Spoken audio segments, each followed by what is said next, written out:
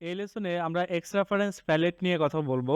X reference প্যালেটটি হচ্ছে multiple setting সমন্বিত একটি টুলস যা কিনা এক্সটার্নাল রেফারেন্স ড্রয়িং ফাইলের ক্ষেত্রে খুবই কার্যকরী একটি টুলস।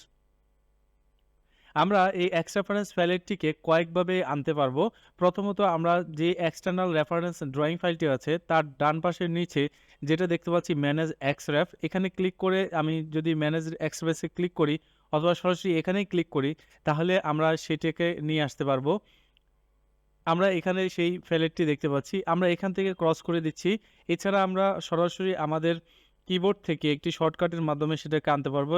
XREF দিয়ে যদি আমরা স্পেস বা ইন্টার করি তাও সেটা চলে আসবে। এছাড়া আমরা আমাদের এই ইনসার্ট ট্যাবের মধ্যে রেফারেন্সের ডান পাশে যেটা দেখতে পাচ্ছি এটাও অ্যাকচুয়ালি এক্সটার্নাল রেফারেন্সের সেই প্যালেটটি দেখতে পাচ্ছেন। টুল টিপসের মধ্যে দেখাচ্ছে open or close the external reference palette. So click করার সাথে সাথে আমরা দেখতে পাচ্ছি এখানে চলে আসলো সেই প্যালেটটি। এই প্যালেটটি খুবই মজার একটি প্যালেট এবং এটা আমার মাঝে মাঝে খুবই বিরক্ত লাগতো যখন আমি এই এক্সটার্নাল রেফারেন্স সম্পর্কে ভালো অভিজ্ঞতা ছিল না আমার। তখন দেখা যেত যে আমি কোনো একটা এক্সটার্নাল রিলেটেড ড্রয়িং ফাইলকে ওপেন করলেই এটা বারবার আসতো, এতে করে বিরক্ত লাগতো। কিন্তু এখন বুঝতেছি যে আসলে এটা খুবই মজার একটি প্যালেট, এটা দিয়ে আমরা অনেক কাজ করতে পারবো। সো আমি এটাকে যদি ক্রস করে দিয়ে আবার আনতে চাই আবারও এখানে ক্লিক করলেই চলে আসবে। দেন এখানে আমরা দেখতে পাচ্ছি যে reference, status, size, type, date আরও কিছু অপশন আছে, সেভ পাথ। এই যে এগুলো ডাটার যে টাইটেলগুলো আছে অর্থাৎ রোগুলো আছে এগুলোর মধ্যে অনেক কিছু বিদ্যমান, আমরা এগুলো একটা একটা করে দেখব। আমরা এই এক্স রেফারেন্স প্যালেটের মধ্যে দেখতে পাচ্ছি একটা আইকন দেখাচ্ছে অটোক্যাড ড্রয়িং ফাইলের, আর আরেকটা ড্রয়িং ফাইল বাট এখানে অ্যাটাচের মতো আইকন দেখাচ্ছে। তার মানে এই দুইটা হচ্ছে আমাদের অ্যাটাচকৃত ফাইল অর্থাৎ এক্সটার্নাল রেফারেন্স ড্রয়িং ফাইলে, আর এটা হচ্ছে মূল ড্রয়িংটা। সো আমরা বুঝতে পারছি যে এটা হচ্ছে মূল ড্রয়িং যার মধ্যে এই দুইটা অ্যাটাচ হিসেবে আছে। আমরা জাস্ট এখানে যদি ক্লিক করি তাহলে আমরা এখানে দেখতে পাচ্ছি যে বাম পাশে এটা হাইলাইট হচ্ছে। আমরা একটু বাম পাশে সরে আসি। আবার ফার্নিচার প্ল্যানে ক্লিক করলে আমরা দেখতে পাবো যে এটা, এই যে এটা ফার্নিচার প্ল্যান সেটাই বোঝাচ্ছে। তারপর এখানে ক্লিক করলে দেখাচ্ছে এটা হাইলাইট হয়ে যাচ্ছে, এই যে। আবার এখানে ক্লিক করলে এটা হাইলাইট হচ্ছে, এখানে ক্লিক করলে ওটা হাইলাইট হচ্ছে। আমরা এখানে যদি নিচে লক্ষ্য করি তাহলে দেখতে পাবো যে এখানেও সেমভাবে এর কিছু ডাটা দেখাচ্ছে। এছাড়া ড্রয়িং ফাইলে যদি আমি হোভার করি অর্থাৎ যেই ফাইলটাকে আমি হোভার করব সেখানে আমরা হোভার করলেই দেখতে পাচ্ছি এই সাইড ওয়েস্ট সাইড এলিভেশন টাইটেলের আন্ডারে এই ড্রয়িং ফাইলের reference name, status, size, type, date, founded, elevation, save path অর্থাৎ এখানে যা কিছু আছে সব কিছু দেখাচ্ছে। এখানে ডিটেলসের মধ্যে দেখাচ্ছে। আমরা চাইলে এখানে প্রিভিউ দেখতে পারি, এখানে আমরা ডিটেলসটা দেখতে পারতেছি।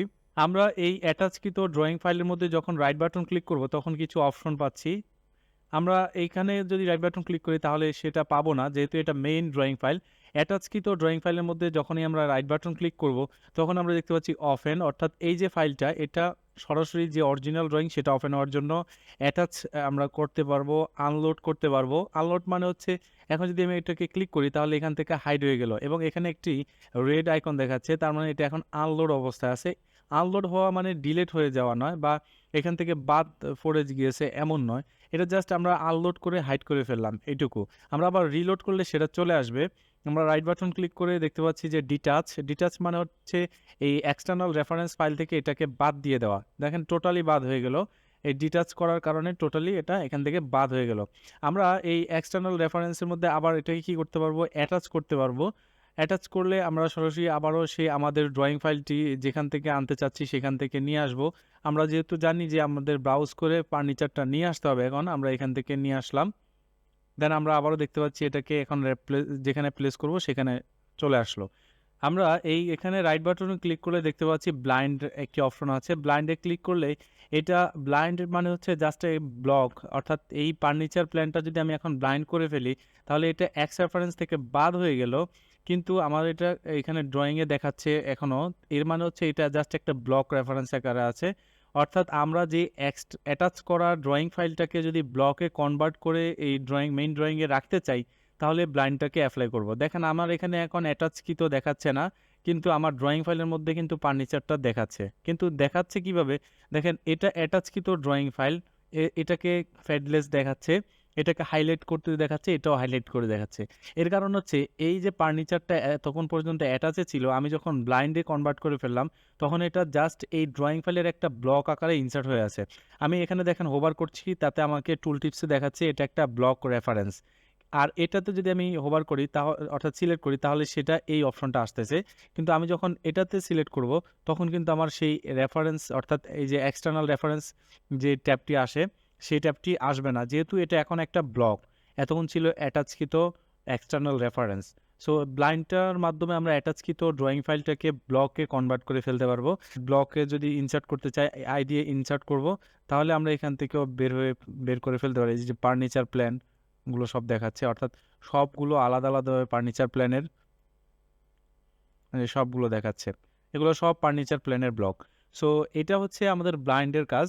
আমরা কন্ট্রোল জি দিয়ে আবারও পিছনে চলে যাই, অর্থাৎ কন্ট্রোল জেড দিয়ে আমরা এখানে ক্লিক করলাম।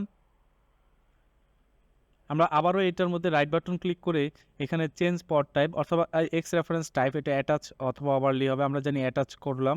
চেঞ্জ পট টাইপ আমরা চাইলে এখান থেকে মেক অ্যাবসোলেট, মেক রিলেটিভ, যেটা মেক রিলেটিভ এটা বাই ডিফল্ট আমরা জানি আছে। আমরা চাইলে এখান থেকে মেক অ্যাবসোলেট দিয়ে দিতে পারি। তো মেক রিলেটিভটাই হচ্ছে পারফেক্ট। আর এটা 2018-19 ভার্সনগুলোতে এই আপডেট অপশনটা আছে। সিলেক্ট নিউ পথ, আমরা যদি কখনো আমাদের অ্যাটাচকৃত ড্রয়িং ফাইলের লোকেশন ভুলে যাই, তাহলে আমরা এটাতে সিলেক্ট নিউ পথ দিয়ে সেই অ্যাটাচকৃত ফাইলটাকে অন্য জায়গায় পথ দিয়ে দিতে পারবো। ফাইন্ড অ্যান্ড রিপ্লেস, আমরা চাইলে এখান থেকে ফাইন্ড অ্যান্ড রিপ্লেস করতে পারবো, কোনো ড্রয়িং ফাইলকে ফাইন্ড করতে পারবো এবং সেটা রিপ্লেস করতে পারবো অ্যাটাচকৃতর মাধ্যমে। তো এখানে আমরা ডিটেলসের মধ্যে যে সেভ পথটা দেখতে পাচ্ছি, ডট গ্রাউন্ড ফ্লোর প্ল্যান, এর মানে হচ্ছে এটা আমাদের কি পথ, এটা হচ্ছে আমাদের রিলেটিভ পথ, অর্থাৎ রিলেটিভ, মেক রিলেটিভ যেটা, এটা অলরেডি আছে বিধায় এটা এখন হাইলাইট হচ্ছে না। আমরা মেক অ্যাবসোলিউট দিয়ে দিলে দেখেন ফাউন্ড অ্যাট সি ইউজার্স এবং সেভ পথ সি ইউজার্স, অর্থাৎ এখন যদি আমি এই লোকেশন থেকে আমার এই অ্যাটাচকৃত গ্রাউন্ড ফ্লোরটাকে ডিলিট করে ফেলি, তাহলে আমাদের এখানে ইরোর দেখাবে, এর সামনে একটা ইরোর চিহ্ন আসবে।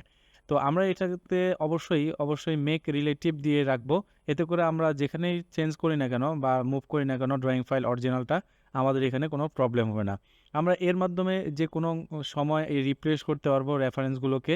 এখান থেকে আমরা ওপেন করতে অ্যাটাচ করতে পারবো, সেটা ড্রয়িং ফাইল হতে পারে, সেটা ইমেজ ফাইল হতে পারে, DWF হতে পারে, DGN হতে পারে, আবার PDF ফাইল হতে পারে। PDF এবং ইমেজ ফাইল অ্যাটাচ করে কীভাবে আমরা পরবর্তী লেসনে দেখছি, আপাতত দেখছি না। চেঞ্জ পথ, এখান থেকে পথটা চেঞ্জ করতে পারবো, এখান থেকে আমরা হেল্প নিতে পারবো, এর মাধ্যমে এটাকে অটো হাইড করে ফেলতে পারবো, আবার বের করতে পারবো। প্রপার্টিস থেকে এই যে ফেলেটটা দেখতেছি, এই ফেলেটটার বিভিন্ন কাজ করতে পারবো, যেমন এর ট্রান্সপারেন্সি আমরা বাড়াতে কমাতে পারবো, এটা কেমনভাবে দেখাবে দেখেন অনেক হাইড হয়ে যাচ্ছে, অর্থাৎ ফেডলেস হয়ে যাচ্ছে, এখান থেকে ক্লিয়ার সলিড করা যাবে। তারপর আমরা এই ট্রান্সপারেন্সির এখান থেকে উপরে অটো হাইড, হ্যাঁ এটাকে অ্যাঙ্কর রাইট লেফট ডানে বামে রাখতে পারবো, ডকিং সিস্টেম করতে পারবো, ক্লোজ করতে পারবো, সাইজ বড় ছোট করতে পারবো, মুভ করতে পারবো।